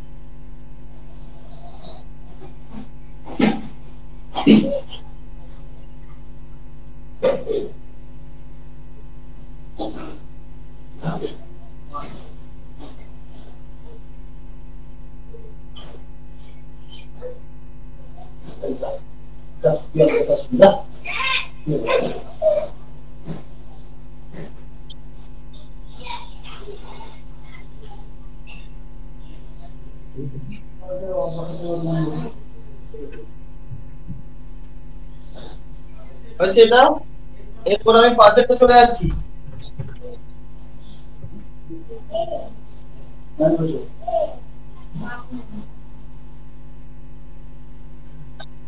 দেখো 5 এর ম্যাথে কি বলেছে, এটা বলেছে ডব্লিউপি কনস্টেবল 2022, বলছে কত বছরে 450 টাকার বার্ষিক 4.5% হারে সরল সুদ হবে 81 টাকা। তাহলে দেখো 450 টাকা প্রিন্সিপাল, তাই তো, আর সুদটা কত বলেছে? 4.5%। তাহলে 4.5% এর অর্থ হচ্ছে এই যে যদি 100 টাকা হতো তাহলে সুদ পেত সে 4.5 টাকা। তাহলে এটা কত গুণ? 100 4.5 গুণ, তাহলে তাই তো? বুঝতে পারলে কি বললাম? 100 টাকা হলে সে সুদ পেত 4.5 টাকা, এখানে আসলটা বলে দিয়েছে 450, মানে 4.5 গুণ, তার মানে সে সুদটাও পেত 4.5 গুণ। তাহলে দেখো 4.5 আর 4.5 এটা আমি কিভাবে করব? 45 45 মানে আছে, 45 করব কত হয়? 2025 গুণ করলে হয়ে যায় 45 45 গুণ করলে হয়ে যায় 2025, মানে 45 এর বর্গ, আর দুটো পয়েন্ট আছে মানে দুই ঘর আগে বসিয়ে দাও। তাহলে 450 টাকা যদি আমি এক বছর রাখতাম, 1 ইয়ার অনলি, তাহলে আমায় দিত কি 20 টাকা 25 পয়সা। কিন্তু আমি দেখো বলেছে আমাদের কত দেওয়া আছে? 81 টাকা, তাই না? সুদ হয়েছে 81 টাকা, তাহলে এর কত গুণ? 81 টা 4 গুণ। দেখো দেখতে পাচ্ছি 20 4 এ 80 আর 25 4 এ 100, 100 মানে 1 হয়ে যাবে, তাহলে 80 আর 1 এ 81, তার মানে এটাও নিশ্চয়ই কত বছর হয়ে যাবে, 4 বছর হবে। তো সুদ যদি 4 গুণ হয়, বছরটাকেও 4 গুণ হতে হবে। তাহলে অ্যানসার হয়ে যাচ্ছে আমাদের 4 বছর। চারেরটার উত্তর কত? 425। 4.25 হচ্ছে 32 টাকা। 4 পয়েন্ট, ঠিক আছে। এটা বুঝতে পেরেছো এই ম্যাথটা? আর একটা বার বলুন। আচ্ছা, 5এরটা আরেকবার বলে দিচ্ছি। যে দেখো 4.5%, এই কথাটার অর্থ যদি 100 টাকা আসল হতো, সুদ হতো না 4.5 টাকা। 100 টাকা যদি আসল হতো, সুদ হতো 4.5 টাকা। কিন্তু এখানে আমাদের আসল বলে দিয়েছে কত? 450 টাকা। তার মানে এর 4.5 গুণ, তো এর তো 4.5 টাইমস। এটাও কি হবে? সুদটাও 4.5 গুণ হয়ে যাবে। তাহলে 45 এর বর্গ একটু আগেই বললাম 20.25 টাকা। তাহলে 450 টাকা যদি 1 বছর রাখে, সে পেয়ে যাবে 20.25 টাকা। কিন্তু সে পেয়েছে কত টাকা? 81 টাকা। তাহলে 20.25 এর কত গুণ হয় 81? 4 গুণ হয়, হয়তো। তার মানে 1 বছরটাও এখানে কত বছর হয়ে যাবে? 4 বছর।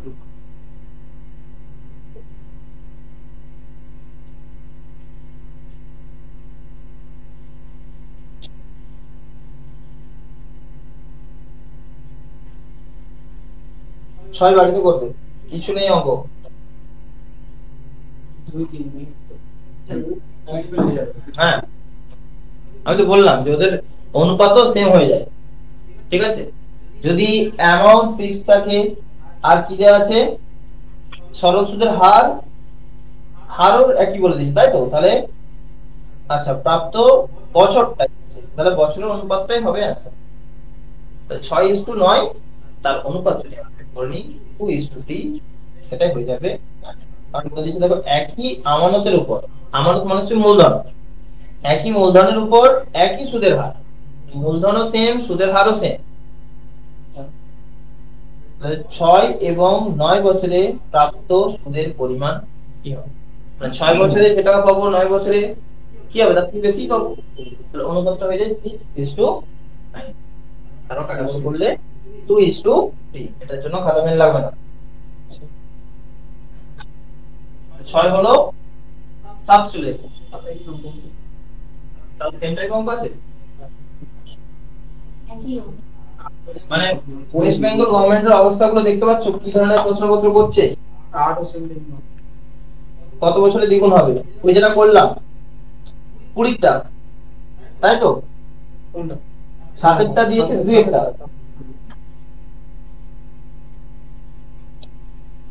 কি आंसर? একটু ডিফারেন্স দিয়েছে, কত বছরে 3 গুণ হলে দিয়েছে কত বছরে দ্বিগুণ হবে। যেটা করলাম এখানে 5 গুণ লিখেছিলাম, মনে পড়ে? পাশে একটা, এটা তখন দ্বিগুণ করবে। 5 গুণের জন্য 400 করেছিলাম, দ্বিগুণের জন্য 100 করবে। দ্বিগুণ মানে কি? 100 টাকা নিয়ে গেছি, 200 টাকা ফেরত দিয়েছে, আমি 100 টাকা বেশি পেয়েছি। তাহলে এখানে 100 হয়ে যাবে। অ্যামাউন্টটা হ্যাঁ, তাহলে 7 পুরো 2 এর মতোই অঙ্ক, 7এরটা করবে। 8 এ চলে এসো। आपका तो ছিল শুরু হলো তো ডিগ্রি বার্ষিক 12% সরল সুদের হারে, তাও এটা পার্সেন্টেজ দেওয়া আছে, পার্সেন্টেজ দেওয়া একটা দেখিয়ে দিচ্ছি। দেখো 8 এ বলেছে বার্ষিক 12% সরল সুদের হারে কত বছরে একটি নির্দিষ্ট পরিমাণ অর্থ দ্বিগুণ হবে। তাহলে 100/12 যদি আমি করি, তাহলে কি হবে? বড় হয়ে যাবে, ঠিক আছে। তাহলে আমি 12%, এখানে দেখো আমি আবার সেই ফ্র্যাকশন বলে চলে আসছি। 12% মানে কত বলো? 3 এর 25, তাই তো? 12%। হ্যাঁ, 3 এর 25। আচ্ছা, মনে রাখবে যে দ্বিগুণ মানে আমি 100 নিয়ে যাচ্ছি, আমাকে 100 সুদ দিচ্ছে, মানে আসল আর সুদ যখন সমান হয়ে যায়। তাহলে 12% এর ফ্র্যাকশন ভ্যালু আগেই বললাম, যেটা হয়ে যায় কত সঙ্গে সমান হয়ে যায়? 3 এর 25 টাকা।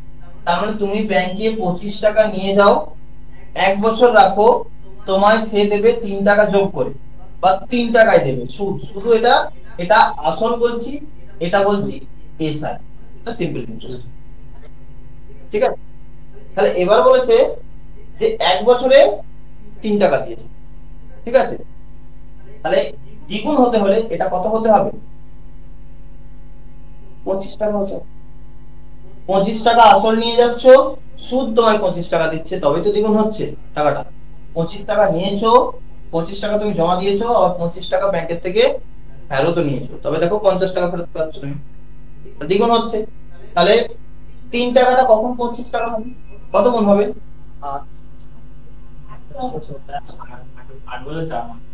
আমি এটাকে ক্যালকুলেশনের জন্য 25 এর 3 করে দিলাম। ও এটা ইয়ে দাম, তাই না? 1-3 আসছে, 1-3 মানে হচ্ছে 4 মাস। 25 কে 3 দিয়ে ভাগ করতে হবে, তাই তো? এটাই তো, মানে কত গুণ মানে এটা। তাহলে দেখো 3 8 তে 24 হয়ে যায়, 8 পূর্ণ 1 বলতে পারি, এত বছর বা ইয়ার। তার মানে বলতে পারি এই ইয়ারটা পুরো হোল থাকছে, এবং এই যে 1-3 থাকছে এটাকে আমি মাসে কনভার্ট করছি। মাস মানে কি? 12 দিয়ে গুণ করে দাও, তাহলে 4 মাস হচ্ছে।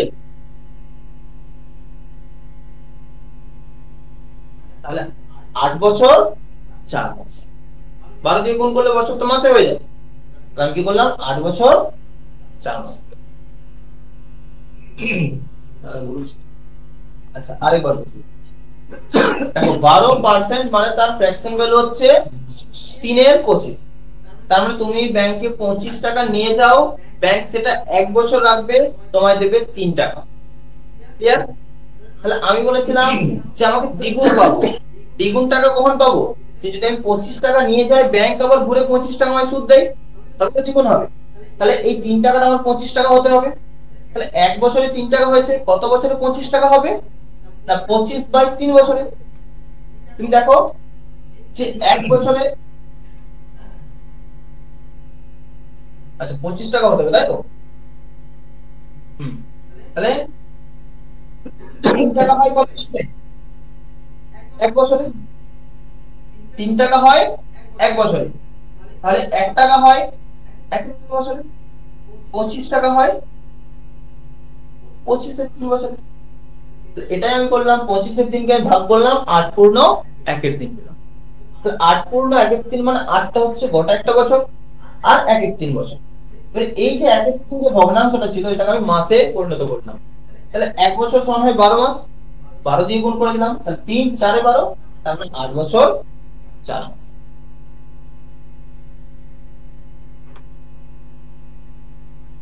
এরপরটা করো না একটা। এবার দেখো ফ্র্যাকশনে দেওয়া আছে এটা 1% হবে, 2%।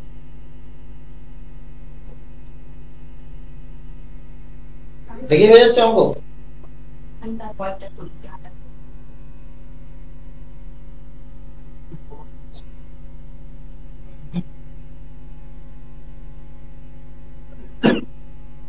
স্যার অঙ্কগুলো খুব সহজ হয়, তাই তো? এসআই থেকে হ্যাঁ ওটা তো চেঞ্জ হবে, সুদের হার লাগবে, ওটা তো দ্বিগুণ হবে নাকি? কোনটা? সুদের হার চেয়েছে, বলেছে সুদ যেটা, ঠিক আছে, তার বলো ঠিক সময় পাস সুদের হারের দ্বিগুণ, সময়ের হার যেটা তার দ্বিগুণ হবে বছর, সেটাই তো। এর পরেরটা দেখো এইরকমই অঙ্ক, এটা 3/25 বের করেছিলাম, ওটা দেওয়া আছে, তাই তো?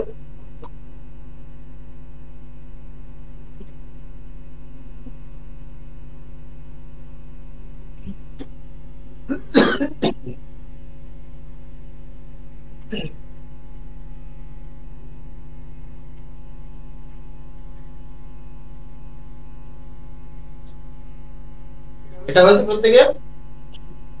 নয়টা দেখো এবার।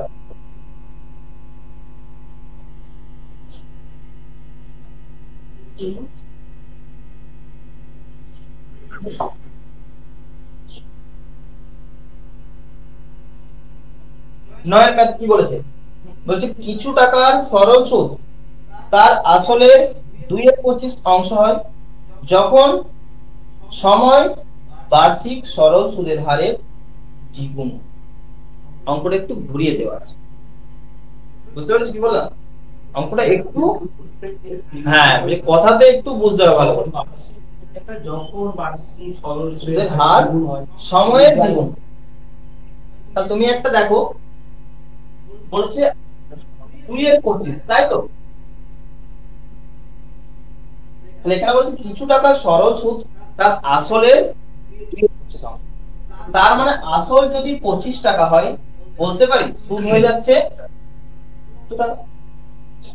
তার মানে আসল যদি 100 টাকা হয় তার সুদ হবে 8 টাকা। 4 গুণ 25 এর 4 গুণ 100, 2 এর 4 গুণ 8। ক্লিয়ার? এতদূর পর্যন্ত বুঝতে পেরেছো? এবারে তারপরে চলেছে যখন বার্ষিক সরল সুদের হার সময় বার্ষিক সরল সুদের হারের দ্বিগুণ হয়। তাহলে বার্ষিক সরল সুদের হার ভাবো, এটা বলছি যদি r% যদি মনে করো সুদের হার হয় তাহলে সময় হয়ে যাবে কত? দ্বিগুণ। ঠিক আছে? তার মানে আমি বলতে পারি যে এটা দ্বিগুণ সময়ের সুদ হচ্ছে, এটা 1 গুণ সময়ের সুদ কি হবে? এর হাফ করে দাও, মানে 4 টাকা। বুঝতে পেরেছো? এবার দেখো 4 টাকা আমরা কি বলেছি যে এখানে 1 গুণ করে দেওয়া হয়েছে, তাই তো? দুটো আমরা কেটে দিয়েছি, তাহলে আর আর আর এই দুটো গুণ করে আমি 4 পেয়েছি। তাহলে এই 4 টাকা আমি ভাবতেই পারি যে 2 গুণ 2, তাছাড়া কোনো আসবে? এটা মানে কি আর গুণ আর মানে কি আর এর তো বর্গ, তো 4 কার বর্গ হবে? 2 গুণ 2 এর। তার মানে আর ও 2 দাঁড়াচ্ছে, আর টাইম যদি চাইতো দেবে 4। কেন? টাইমটা ছিল 1। ক্লিয়ার? বুঝতে পেরেছো এবার অঙ্কটা? তাহলে আমাদের আর দাঁড়ালো 2%।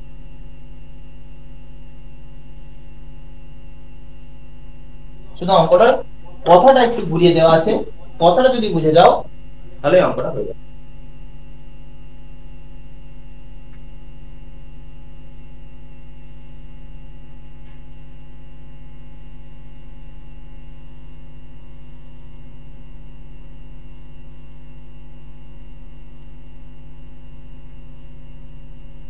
তো 5 গুণটা তো করিয়ে দিয়েছি। 7 গুণ 7 বছরে দ্বিগুণ হয়, কত বছরে 5 গুণ হবে? 10 এরটা ওই 2 এর মতো। এরপরটা দাঁড়ানো অঙ্ক আছে, করো 11টা।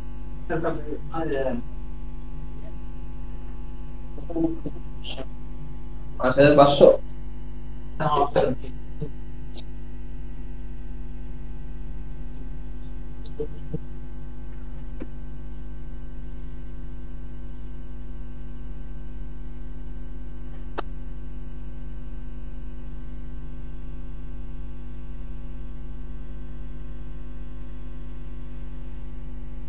প্রত্যেকে বড় অঙ্কটাকে ভালো করে অঙ্কটাকে বোঝো যে কি বলতে চেয়েছে।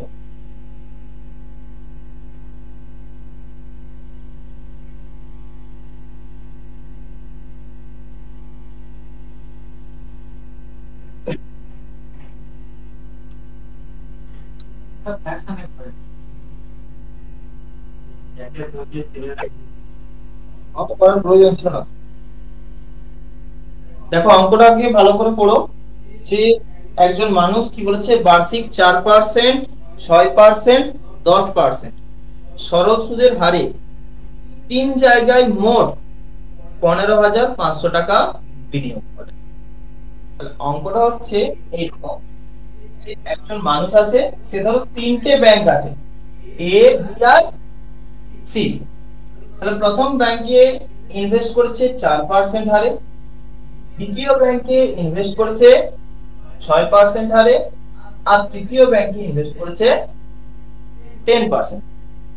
এবার কত করে ইনভেস্ট করেছে সেটা বলা নেই, বলা আছে এই যে মোট ইনভেস্টমেন্ট এটা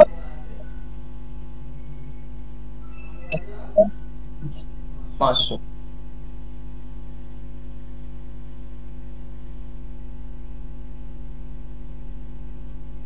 বুঝতে পেরেছো? তাহলে মোট সময় বলা আছে আমাদের, এই সরি মোট টাকাটা বলা আছে 15,500 ওই 3টে। এবং আরেকটা জিনিস বলা আছে যে তিনি তিনটের থেকে এই প্রতিটার থেকে সুদ পেয়েছেন সমান, মানে এর থেকে যা সুদ পেয়েছে আয় যদি বলি, কেউ আয় সুদ পেয়েছে এবং এর থেকেও কি পেয়েছে আয় সুদ পেয়েছে, এবং রেখেছিল কত বছরের জন্য 1 বছরের জন্য। দেখো বলা আছে বছরের শেষে। তাহলে সময় এখানে স্থির আর সুদ স্থির, ঠিক আছে। একবার ভালো করে দেখো, আমরা যেটা লিখেছিলাম যে আই সমান পি টি আর বাই 100, তাহলে 100টা তো কনস্ট্যান্ট, আমরা ওটা বাদ দিচ্ছি। কি কি কনস্ট্যান্ট সেগুলো আমি বাদ দিচ্ছি। আই কনস্ট্যান্ট বাদ দিলাম, আর কি কনস্ট্যান্ট বলা আছে, সময় 1 বছর কনস্ট্যান্ট। তাহলে বলতে পারি যে পি মানে আসল আর আর এই দুটো গুণফল হয়ে যাবে ধ্রুবক, মানে কনস্ট্যান্ট। ক্লিয়ার? তাহলে দুটোর গুণফল যখন ধ্রুবক হয়ে যায় তখন মনে রাখবে যে এরা কি বলবো, ইনভার্স প্রপোর্শন, ঠিক আছে, মানে ব্যস্তানুপাতে পরিবর্তন। তাহলে কি পি আর আর এর পার্সেন্টেজ এই দুটো হয়ে যায় ব্যস্ত সম্পর্ক। বুঝতে পেরেছো? এইগুলো তো সব ধ্রুবক, আই ধ্রুবক বলা আছে, টি ধ্রুবক বলা আছে, তাহলে পি আর আর এর সম্পর্কটা হয়ে যাচ্ছে ব্যস্ত সম্পর্ক। তাহলে ব্যস্ত সম্পর্ক মানে হচ্ছে যদি আমি এদের অনুপাত দেখি যে 4:6:10, এটা কিসের অনুপাত ছিল, আর এর অনুপাত, তাই তো? তাহলে পার্সেন্টেজের অনুপাত হয়ে যাবে ঠিক এর বিপরীত, তাই তো? তাহলে এ বি সি এদের যদি আমি আসলের অনুপাত বের করতে চাই, যে এদের বিপরীত অনুপাত, ঠিক আছে, মনে করো যদি আমি দুটো দিই যে এ আর বি, এরা যদি 4:5 হয়, বিপরীত অনুপাত হবে 5:4। যেমন তোমরা শিখেছিলে যে আমাদের টাইম আর, ঠিক আছে, যে টাইম আর ভেলোসিটি মানে স্পিড আর টাইম এই দুটো পরস্পর রিভার্স হয়ে যায়, তাহলে সেই রকম এখানেও আর আর বি পরস্পর কি হবে, রিভার্স। এটা তো আমি এত সহজে বের করে নিলাম, এটা কিভাবে বের করব, এটা আরো সহজ বের। তুমি দেখো যে তিনটে যখন অনুপাত দেওয়া থাকবে এদের বিপরীত অনুপাত কিভাবে বের করবে, খুব কুইক বেরিয়ে যাবে। হ্যাঁ, যে যখন যা বের করবে তাকে বাদ দিয়ে দাও, বাকি দুটো গুণ করে দাও। তো বাকি দুটো গুণ করে দাও, 6 আর 10 কত হয়ে যাবে 60, একে বাদ দিয়ে দাও 4 10 40, একে বাদ দিয়ে দাও। বুঝতে পেরেছো কিভাবে করলাম? তাহলে দেখো এগুলো যদি আমি যোগ করি মোট, তাহলে মোট যোগ করলে হয়ে যাচ্ছে 124, তাই তো? তাহলে মোট 124 টাকা আসল বলা হচ্ছে, আর এই 124 টাকাটা দেখো কার সাথে সমান, তাই তো? এটা হয়ে যাচ্ছে 15,500 টাকা। তাহলে কিভাবে যাবে কাটাকুটি বলো? আমাদের বের করতে হবে 6% হারে, তার মানে 40টা কত আমাদের বের করতে। তাহলে এটার এক অনুপাত কত হবে আমি দেখে নিই। এক অনুপাত মানে হচ্ছে 124, নিচে চলে আসবে। ক্লিয়ার? কত দিয়ে কাটাকুটি করবো? অন্য এসছে? কোন প্রসেসে নিয়ে গেছো? অন্যভাবে ঘুরিয়ে? ও আচ্ছা, এগুলোকে ফ্র্যাকশন করেছো দিয়ে এলসিএম করেছো?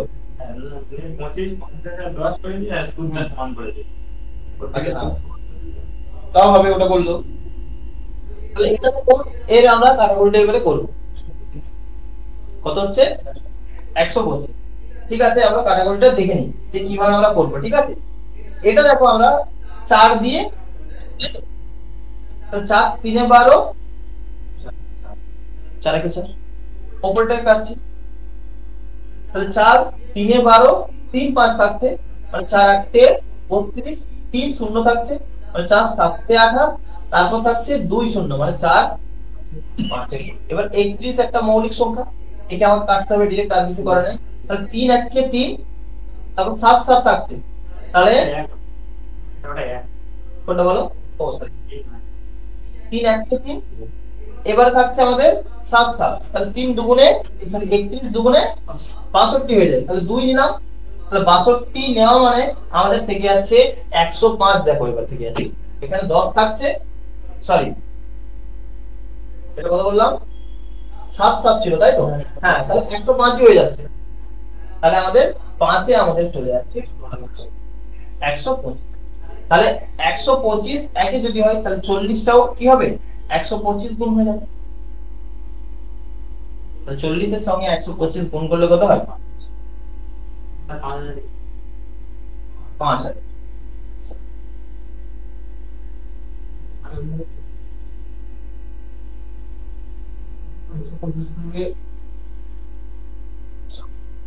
একশো 25 চারে 500।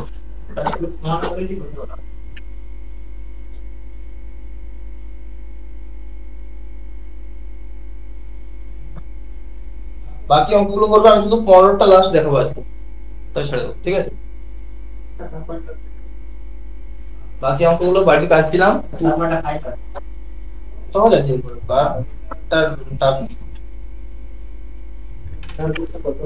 লাস্ট বলো, একদম শেষেরটা করো, শেষেরটা একদম করে দেখো, দারুণ অঙ্ক আছে ওটা, সিজিএল মেন্স এ মানে সম্ভবত 22 এসেছিল।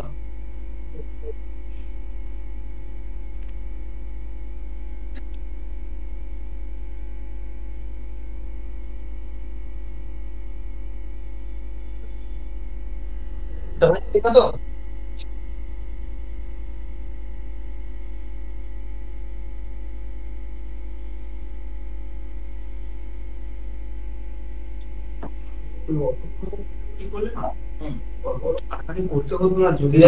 কমিয়ে নিলাম, 60 40 আর ছিল আরেকটা কি ছিল 24, তার মানে 6 দিয়ে আমাদের ইজিলি কমে যেত।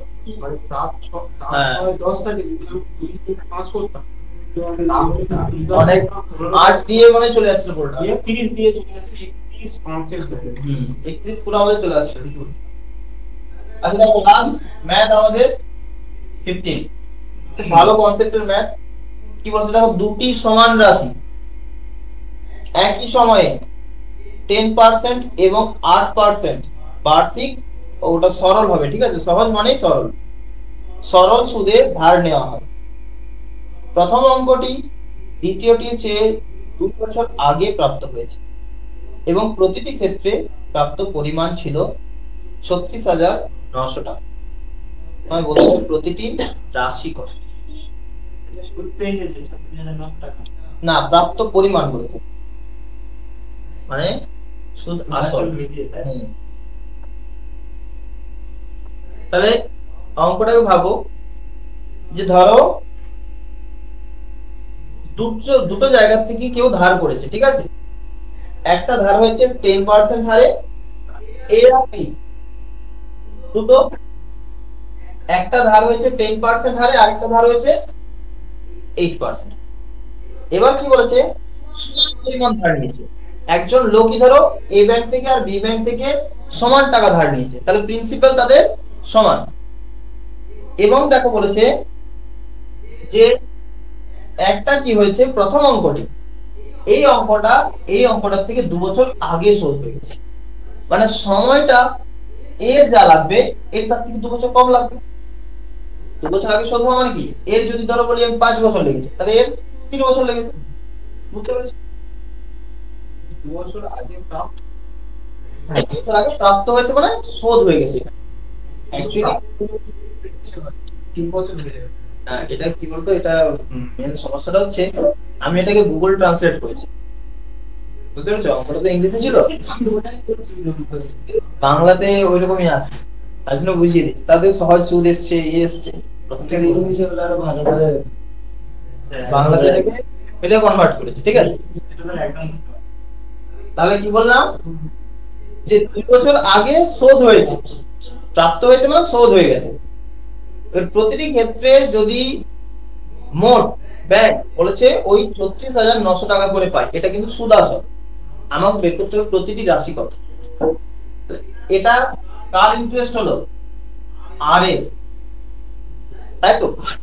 এবার আবার সেই জায়গা চলে এসেছে, i = 50r/100, এটা বেস আমাদের, কিন্তু এর থেকে আমি কিভাবে আনছি দেখো, রেশিও গুলো আনছি, আমি তো অন্য কোনো সূত্র আনছি। কত টাকা ধার নিয়েছিল, দুজনেই সমান ধার নিয়েছিল, আইটা তার মানে কনস্ট্যান্ট, বাদ দিলাম, ঠিক আছে, এবার দেখো সরি পিটা বাদ যাবে, তাই তো, সমান টাকা ধার নিয়েছো এবং শেষে দেখো বলেছে যে প্রতিটি ক্ষেত্রে প্রাপ্ত পরিমাণ, তার মানে প্রতিটা ক্ষেত্রে যদি প্রাপ্ত পরিমাণ একই হয়, সে একই টাকা ধার নিয়েছিল এবং সে একই টাকা ফেরত দিয়েছিল, তার মানে সুদটাও কি হবে, একই হবে, সুদটাও কি হবে, কেটে যাবে। তাহলে এই যে দুটো আমাদের পড়ে থাকছে টি আর আর, এদের গুণফল কি হয়ে যাচ্ছে, কনস্ট্যান্ট হচ্ছে। তো টি আর আর এর যদি গুণফল কনস্ট্যান্ট হয় তাহলে টি হয়ে যায় আর এর সঙ্গে ব্যস্তানুপাত। তাহলে এটা আর এর রেশিও, টি এর রেশিও হয়ে যাবে ঠিক তার উল্টো হয়ে যাবে 8:10। তাহলে এখানে বলতে পারি যে টি যদি 8 বছরে শোধ করে, বি শোধ করবে কত বছরে, 10 বছর। দেখো চলে আসছে 2 বছর কম, তার মানে এটাই আমাদের সঠিক যে এ শোধ করেছে 8 বছরে, বি শোধ করেছে 10 বছর। তাহলে এবার দেখো যে সে 8 বছর সুদ দিয়েছে কত পার্সেন্ট হারে, 10% হারে। তার মানে বলতে পারি যে 1 বছরে দিয়েছে সে 80% হারে। ক্লিয়ার? তাহলে 100 টাকা 80 টাকা আরো সুদ দিয়েছে, তাহলে মোট কত টাকা দিয়েছে, 180 টাকা।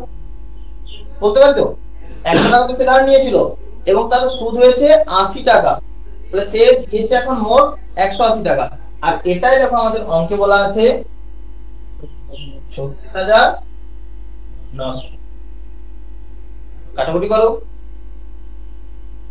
সাইডে কাটাকুটি করছি আমরা, ঠিক আছে। 18 দিয়ে ডিরেক্ট যাবে, 18 দুগুণে 36 আর 09 বলো 05 হবে, ঠিক আছে। এবারে 100 এর জন্য কি হবে, 100 এদিকে মাল্টিপ্লাই করো, 20,500, এটা হলো আমাদের অ্যানসার। তাহলে এই কনসেপ্টটা আমার বোঝাতে হতো না যদি তোমরা এটা জানতে যে টাইম আর আর এর রেশিও কি হয়, রিভার্স, ঠিক আছে। এটা যদি মনে রাখতে তাহলে কিন্তু খুব কুইক হতো। রেডি একদম পুরো?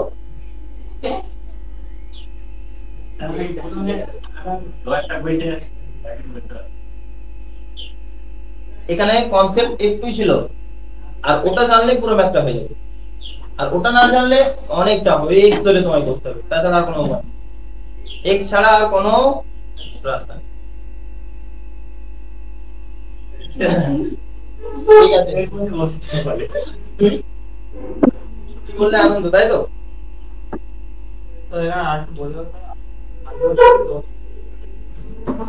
8 বছরে 10%, তার মানে 1 বছরে দেখো হ্যাঁ এ ধরো বা বি ধরো, যে কোনো একটা ধরো, কারণ দুজনেই সমান টাকা ধার নিয়েছিল, সমান সুদ দিয়েছে, হ্যাঁ 80% সুদ দিয়েছে। তাহলে সে 100 টাকা যদি ধার নেয়, 80 টাকা আরো বেশি দেবে, তার মানে সে ব্যাংকে দেবে, ফেরত দেবে 180 টাকা। হ্যাঁ সুদ আসলে 180 টাকা তো, হ্যাঁ বুঝতে পেরেছো? বলে আসলে আমরা 100 বারুইপুর রামনগর গুগল ম্যাপ দেখবে পেয়ে যাবে।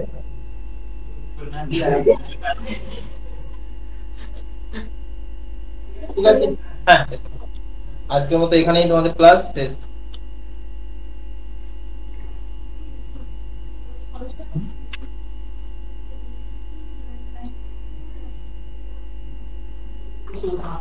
Then